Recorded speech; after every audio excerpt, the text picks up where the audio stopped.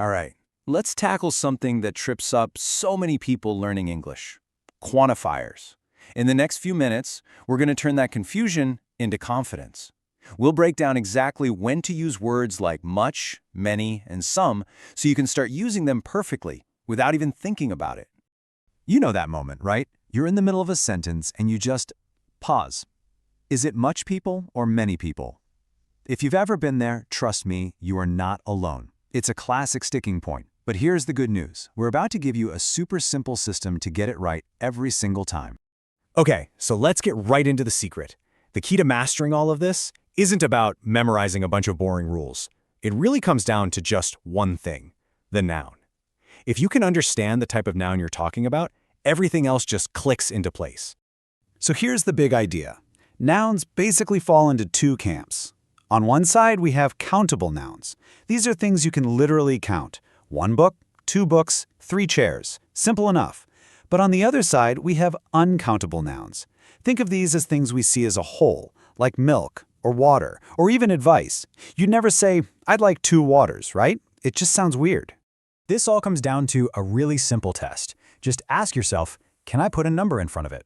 You can have 1 friend or 2 apples. That works. But can you have 1 money? Nope. Or 1 milk? Doesn't work. This one little question is going to be the key to everything else we talk about. So now that we have that golden rule down, let's build it into a simple 2-step system. Think of this as your personal cheat sheet, a little mental flowchart you can use anytime you're not sure which word to pick. It's so effective. And here are the 2 steps. It's really that easy. First, just ask yourself, is this noun countable or uncountable? Step 2, look at the sentence itself. Is it a positive statement, a negative one, or are you asking a question? Let's see how this actually works. Okay, with our 2-step system ready to go, let's open up our quantitator toolkit and see how some of the most common words fit perfectly into this framework. First up, we have some. This one is just fantastic because it's so flexible. We use it when we're talking about an amount that we haven't specified, usually in a positive sentence, or when we're asking for something politely. And check this out. It works perfectly with both types of nouns. You can need some milk, which is uncountable, and you can have some friends, which is countable. Some is just a great all-around word to have in your pocket. Here's another incredibly useful one: a lot of. Just like some, it works with both countable and uncountable nouns. And honestly, here's a pro tip for you. If you're ever in doubt and you're talking about a large amount in a positive sentence, a lot of is almost always a safe, natural-sounding choice. You can say a lot of books. That's countable. And you can say a lot of juice. That's uncountable. It's your go-to phrase for any big quantity when you just don't want to worry about the noun type. Now, what about for small amounts? This is where our golden rule becomes absolutely essential. For things you can count, we use a few, like I have a few coins. But for uncountable stuff, we switch to a little, as in we have a little time. You can't mix these two up. Okay, this is the moment you've been waiting for, the main event. Let's finally settle the score between the 2 words that cause all the headaches. It's time to put the much versus many debate to rest for good. So all the rules really boil down to something incredibly simple. Many is for things you can count one by one, like notebooks. Much is for things you can't, like the whole idea of money. So it's always many notebooks, but much money. Let's apply our rule right now. Take the first question. The noun is sugar. Can you count sugar? 1 sugar, 2 sugars? No, of course not. So it has to be how much sugar. Now the second one.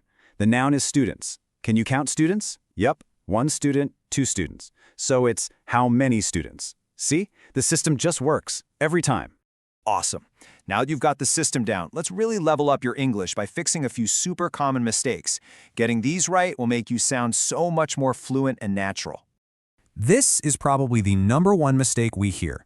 It's a tricky one because you can count dollars or yen or euros, but the concept of money itself is treated as a single, uncountable thing. That's why many money just doesn't work in English. So the correct way is always much money, or if it's a positive sentence, a lot of money sounds even better. Seriously, just fixing this one little habit will make a massive difference in how natural your English sounds. Okay, here's another one to watch out for. Some words in English are just always uncountable, even if they're countable in your first language. Big ones to remember are advice, information, furniture, and homework. You just can't make them plural. So how do we count them? Well, we kind of cheat. We use a little helper phrase, like a piece of. So you don't get 3 informations, you get 3 pieces of information. You don't get an advice, you get a piece of advice. This is a great little trick that will make you sound really advanced. Look, if you only remember one thing from all of this, let it be this simple process. First, figure out what kind of noun you have. Then, choose the quantifier that fits. That's it. That's the golden rule that will never let you down. So my challenge to you is this. How many new sentences will you confidently make today? See what I did there? Sentences are countable, so I used many. The system works. Now it's your turn. Take this toolkit and go start building.